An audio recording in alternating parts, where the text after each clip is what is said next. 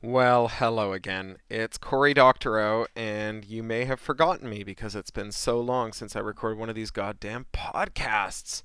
But I'm back, and I've got great excuses. It was quite a year. Um, I think, well, I just got back from my Christmas holidays, and so we were away for a couple of weeks with the family. But the family is kind of the big news. We had a baby. My common law wife and I actually got married, and we didn't just get married once. We got married three times in two continents. Two very fantastic large parties and one small civil ceremony to make the British government happy. And we went on our honeymoon, of course, and that was in Honduras on an island called Roatan, where we went scuba diving every day and spent the afternoon hanging out with the kid by the pool, or taking her around the beach, or to see the turtles, or off to see the butterflies, and just every day was sweeter than the last. Even though they declared martial law while we were there and started shooting people at the barricades. But it was a really, really lovely holiday. And of course, before that, well, my novel Little Brother came out, and I went on a book tour. And that book tour took me all across the United States. And then I did another mini tour here in the UK in the autumn after the British edition came out after my wedding and honeymoon. And both editions have been just doing fantastically well. The list of awards, accolades, and nominations is so long I literally can't remember them all. Although I will mention here that the Hugo nominations are open, and my fondest wish, really, of all my life has been to win a Hugo Award. I'm probably the most emotional person in the room every year during the Hugo Award ceremonies. A couple of times I've been on the stage, and then the number of times I've been in the audience. It's really just the highest award the field has to offer to its writers and to the other people who contribute creatively to it. And I've dreamt of it all my life. So anyway, I've got some high hopes for it this year. It'll be really something to win it the year that it came to Canada, because this year's Worldcon is in Montreal, and I'll certainly be there with bells on. Actually, more specifically, with a tuxedo on, I hope. Let's see, what else? Plenty else has gone on since I last spoke to you. Well, I was in India and in China and in Japan researching my next novel, the next novel I write, rather, which is called For the Win. Those of you who listened to this podcast for a couple of years will remember a short story called Anda's Game, about young people who get involved in union drives in video games among gold farmers. That's now going to be a young adult novel from Tor and HarperCollins simultaneously in 2010, and the book will be called For the Win.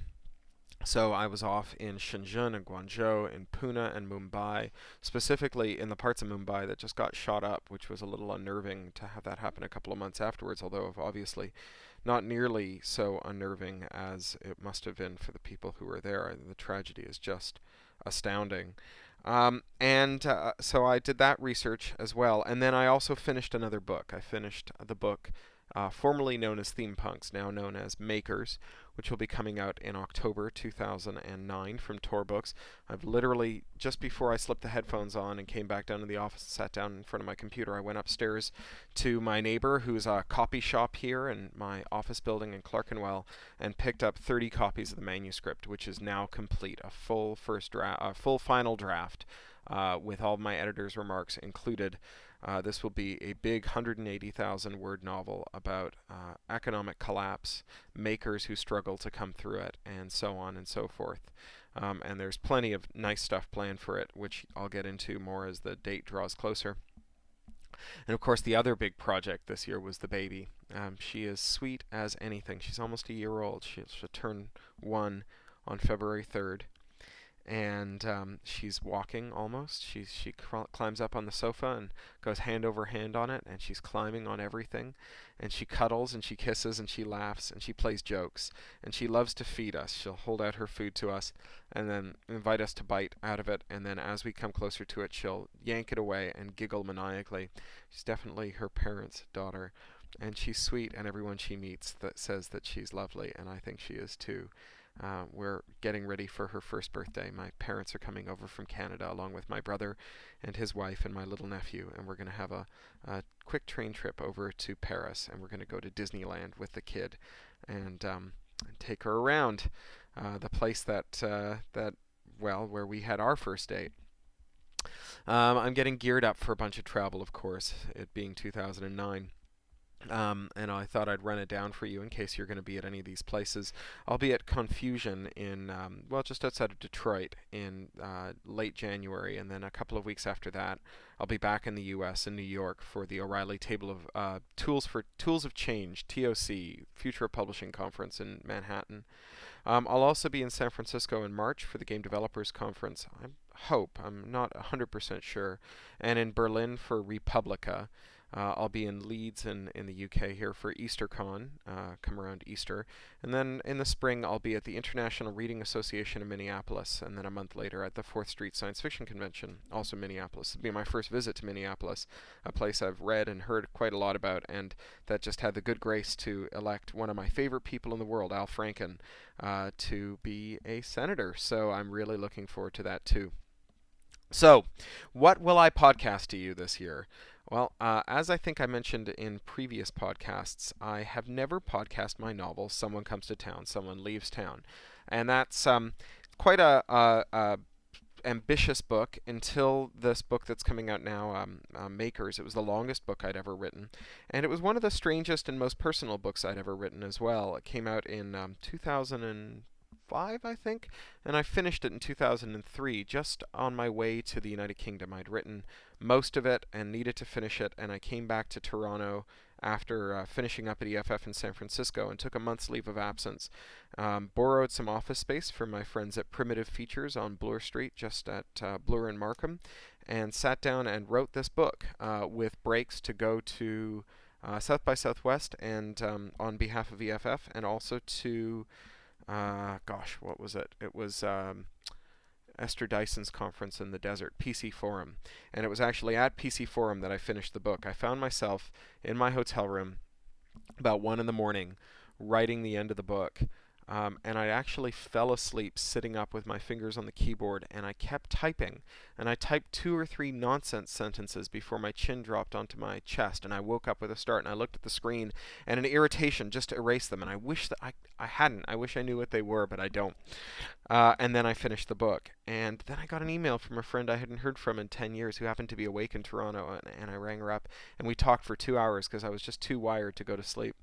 I wrote this book in several stages. The first 10,000 words came to me in a hotel room in Napa Valley when I was living in San Francisco. My parents came out to visit me, and we went up to Napa for the weekend.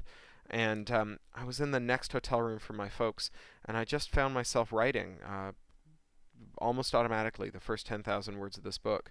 And then I put it aside, and I went to work on some other books. I wrote 2 other books, well, 1.5, and then I got stuck on the second one, a book that I don't think I'll ever finish, a book called User Bin God. I couldn't get through it. It was under contract to my publisher. I decided I would take a break from it, and I pulled Someone Comes to Town, Someone Leaves Town, the first 10,000 words out of a drawer, and I thought, gosh, there's really something to this. It's weird. I don't know where it's going, but I'm going to write it. And I wrote it at the pace of a page a day, which is my usual writing pace for books. And I wrote it and wrote it and wrote it, and it got longer and stranger, but I really liked where it was going, and I thought I knew what the ending was going to be. And then I got right up to the ending, and I realized I hated the ending. And I didn't want to write that ending, and I took some time off, and that's when I went to Toronto, and I spent the first week or two just sort of wandering around, trying to figure out what that ending would be. And then it came to me, and I wrote that ending, and as I finished the book that night in the hotel room in Arizona at PC Forum, and set out to and turn the book over to read it from the first page again, I thought, this is going to be such a lot of surgery that this book is going to need, because I've written it in a way, I've written a new ending after thinking that I knew what the ending was going to be for years now. I've been writing towards this other ending. I'm going to have to go back, and basically I've transplanted a new head onto this body. I'm going to have to refurbish the whole body. And I looked at that first page that I'd written at that hotel room in Napa Valley, and I realized I'd foreshadowed the ending that I'd just finished, and that my subconscious had known all along what the ending was going to be, but it had taken me 3 years, 3 years to actually figure out what that ending would be. Now, this book is about my hometown, Toronto, a place that I love very much, and about one of my favorite neighborhoods, Kensington Market, where when I was in high school, a number of my friends lived in big group communal homes, and I spent a lot of time just kind of bumming around, going to the shops. It's the home of many cheap vintage clothing stores and Jamaican restaurants, and it's also where my father came to when he first came to Toronto. It was a Jewish ghetto then, and when my father, who was a war refugee, arrived from Germany. He was born in Azerbaijan, and then his parents made their way through the Soviet Union and then to Germany, where they found a refugee boat from Munich to Toronto, or Halifax actually, and then to Toronto. He spent his time there, and it gradually, the character of the neighborhood changed. His parents moved up to North York, which is still a pretty Jewish neighborhood, still mostly the same people, Jewish refugees from World War II. And a new group of people moved into Kensington. Those were the group that were there when I was there, and there were Chinese immigrants and Vietnamese immigrants, and then now there's a lot of Salvadorans, and it really was just the most amazing melting pot, and it remains that. It's my favorite place to visit when I go to Toronto. If you ever find yourself there, I hope you'll go. The house that much of this action takes place in is an amalgam of several places, but mostly it's the house that my friends Shannon McGaw and Dave Groff moved into there, that they gutted and then took apart and started to rebuild, and then Dave got a great job in New York developing the codec that eventually became Ogtheora. And so they left their house in Toronto. They sold it half gutted and moved away. And that house always kind of haunted me because it was such a wonderful place. I always wish that I had a place like that. I never have since, but that's where the action starts. So, boy, this intro has gone on for quite some time, but I guess it's been a long time since we spoke last. And without further ado, then, I'm just going to start reading. Someone comes to town. Someone leaves town. The dedication on this book is for my family, the one I was born to, and the one I chose. I got lucky both times. Someone comes to town. Someone leaves town. Alan sanded the house on Wales Avenue. It took 6 months, and the whole time it was the smell of the sawdust, ancient and sweet, and the reek of chemical stripper, and the damp smell of rusting steel wool. Alan took possession of the house on January 1st and paid for it in full by means of an e-gold transfer. He had to do a fair bit of hand-holding with the realtor to get her set up and running on e-gold, but he loved to do that sort of thing, loved to sit at the elbow of a novitiate and guide her through the clicks and taps and forums, loved to break off for impromptu lectures on the underlying principles of the transaction, and so he treated the poor realtor lady to a dozen addresses on the nature of international currency markets, the value of precious metal as a kind of financial lingua franca to which any currency could be converted, the poetry of vault shelves in 100 banks around the world, piled with the heaviest of metals, glinting dully in the fluorescent tube lighting, tended by gnomish bankers who spoke 100 languages, but communicated with one another by means of this universal tongue of weights and measures and purities. The clerks who tended Alan's many stores, the used clothing store in the Beaches, the used bookstore in the Annex, the collectible tin toy store in Yorkville, the antique shop on Queen Street, had both benefited from and had their patience tried by Alan's discursive nature. Alan had pretended never to notice the surreptitious rolling of eyes and twirling fingers aimed temple-wise among his employees whenever he got himself warmed up to a good oration, but in truth very little ever escaped his attention. His customers loved his little talks, loved the way he could wax rhapsodic about the tortured prose in a Victorian pot-boiler, the nearly erotic curve of a beat-up old table leg, the voluminous cuffs of an embroidered silk smoking jacket. The clerks who listened to Alan's lectures went on to open their own stores all about town, and by and large they did very well. He'd put the word out when he bought the house on Wales Avenue to all his protégés. Wooden bookcases! His cell phone rang every day, bringing news of another wooden bookcase found at this flea market, that thrift store, this rummage sale or estate auction. He had a man he used part-time, Tony, who ran a small man with van service, and when his phone rang, he'd send Tony over to his protégé's shop with the big panel van to pick up the case and deliver it to the cellar of the house on Wales Avenue, which was ramified by cold storages, root cellars, disused coal chutes, and storm cellars. By the time Alan had finished with his sanding, every nook and cranny of the cellar was packed with wooden bookcases of every size and description and repair. Alan worked through the long Toronto winter at his sanding. The house had been gutted by the previous owners, who'd had big plans for building but had been tempted away by a job in Boston. They'd had to sell fast, and no amount of realtor magic, flowers on the dining room table, soup simmering on the stove, could charm away the essential dagginess of the gutted house, the exposed timbers with sagging wires and conduit, the runnels gouged in the floor by careless draggers of furniture. Alan got it for a song and was delighted by his fortune. He was drunk on the wood, of course, and would have paid much more had the realtor noticed this, but Alan had spent his whole life drunk on trivial things from others' lives that no one else noticed, and he developed the alcoholic's knack of disguising his intoxication.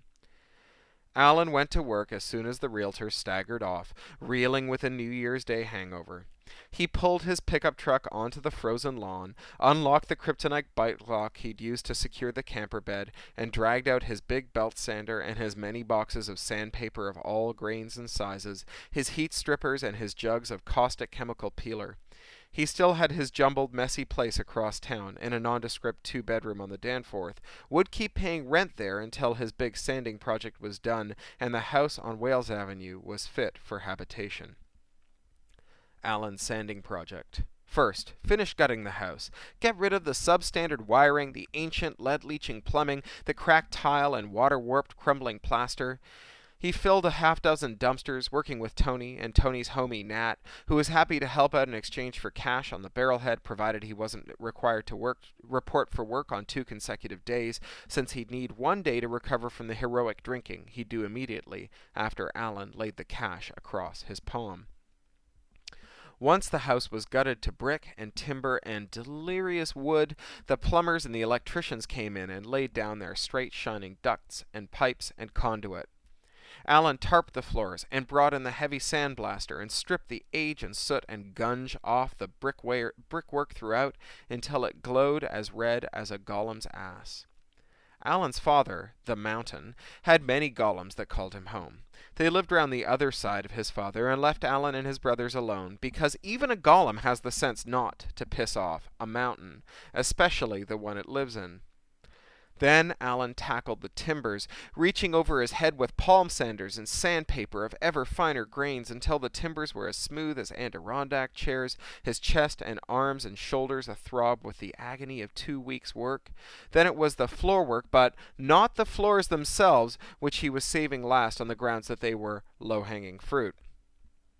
This materialized a new lecture in his mind, one about the proper role of low-hanging fruit, a favorite topic of MBAs who'd patronize his store and his person, giving him unsolicited advice on the care and feeding of his shops based on the kind of useless book learning and jargon slinging that Fortune 100 companies apparently paid big bucks for.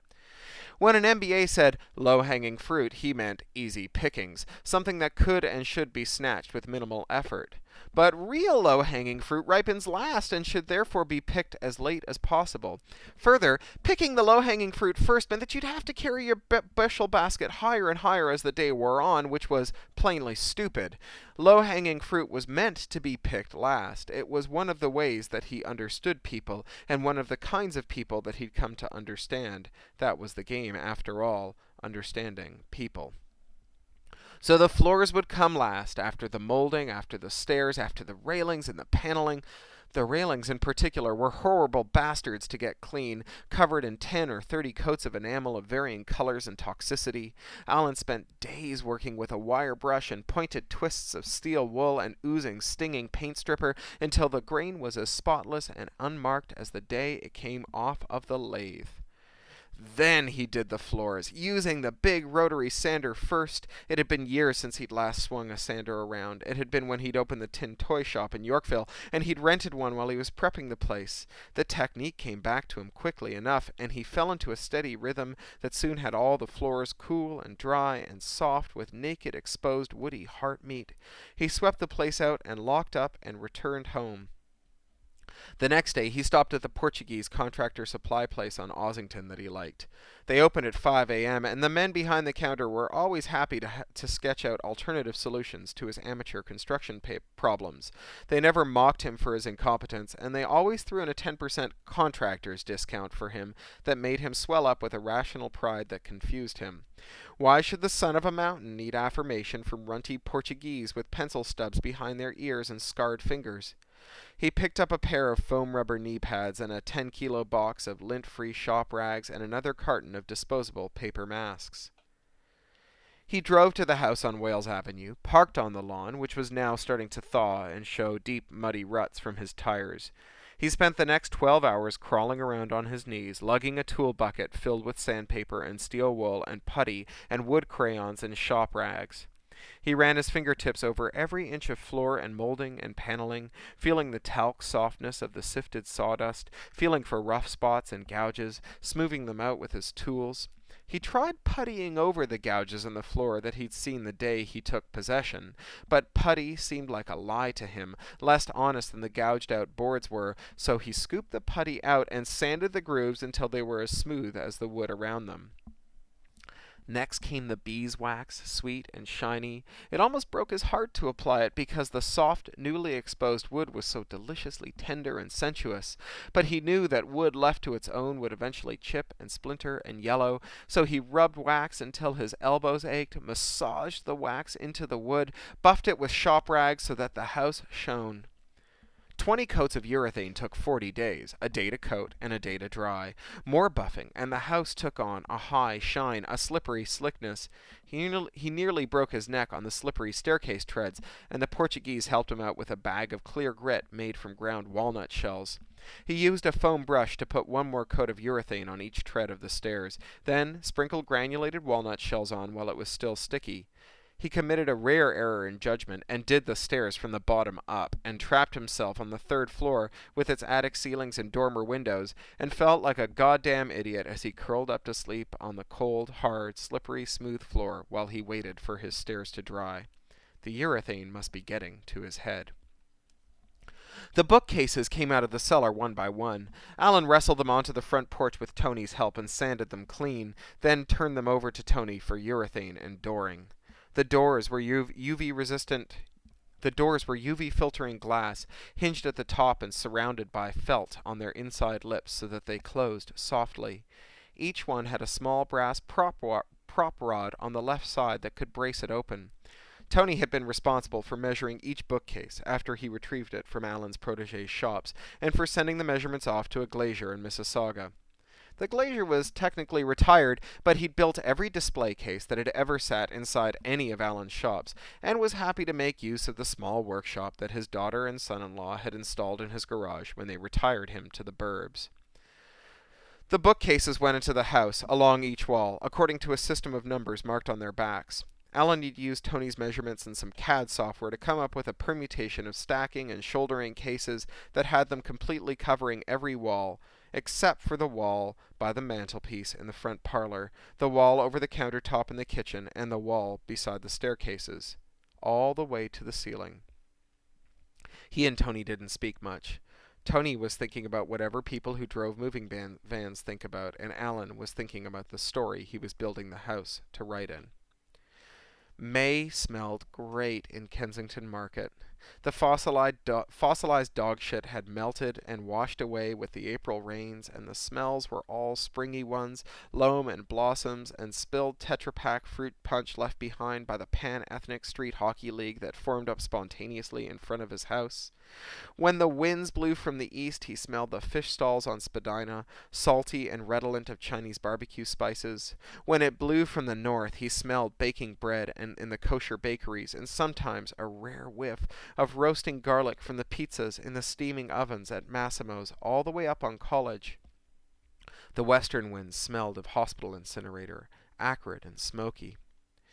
His father, the mountain, had attuned Art to smells, since they were the leading indicators of his moods.